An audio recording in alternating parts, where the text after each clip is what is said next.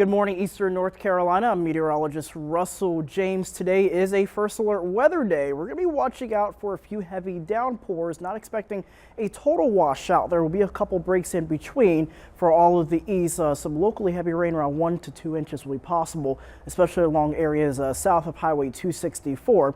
But then as we look ahead, we're going to be watching out for some stormy conditions yet again going into the weekend. It could also be quite hot with temperatures into the low 90s, and even heat index values topping out around the upper 90s to near 100 degrees. But at least for right now, we have temperatures sitting at 68 degrees in Greenville, calm breeze, very humid, very sticky air mass in place. Temperatures definitely warming up the further south you go. 74 degrees in Oriental, 77 in Beaufort. So we're already closing near the 80-degree mark this early in the day, and we're running several degrees warmer with our humidity change than it was around this time yesterday. At our first alert live radar, a slow crawl going in from the south towards the north. Very quiet conditions across the east, but once you work your way down towards the Wilmington area, especially from Brunswick County over into parts of South Carolina near Myrtle Beach, that's where we're going to start seeing that steady rain beginning to increase and push northward as we go through the late part of the morning and early afternoon. Air temperatures into the 70s throughout the day.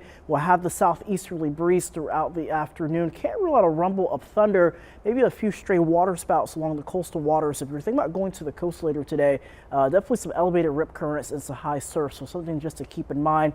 Temperatures again into the mid 70s. Clouds stick around. We'll get a couple periods of rain, a couple occasional breaks throughout the day. So around 6 o'clock or so, there goes some of the lighter rain beginning to enter sections of our viewing area, turning to a more steady downpour around 9:30, 10 o'clock. And then as we get closer to lunchtime, we're going to have to watch out for some of these embedded thunderstorms. When you start getting these darker oranges and yellows, you're talking about some moderate downpours and then some occasional lightning. And then heading into the late evening hours, your evening commute should be okay, though when you get underneath some of these heavier cells down towards Kenansville and into Pender County, that's where you got to watch out for, again, some of those stronger gusty winds from time to time. But then going into Friday morning, we'll start the day off with some overcast skies and a few showers. And when all said and done, most locations around 1/4 to 1/2 inch, but if you get caught underneath a heavier cell or two, can't rule out a couple spots topping out near 2 inches of rain. And that's not all. In fact, we'll have chances of rain and storms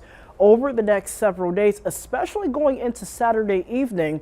There are signs that we could deal with a little bit of severe weather. Storm Prediction Center does have all of eastern North Carolina under a level 1 risk, so something just to keep an eye out for over the coming days. Slight risk back across the Charlotte area and near Asheville. So again, we'll keep you covered over the coming days, but yes, be sure to have the rain jackets and umbrellas because you're going to be needing it nearly each and every day this week. First alert weather day yet again for today.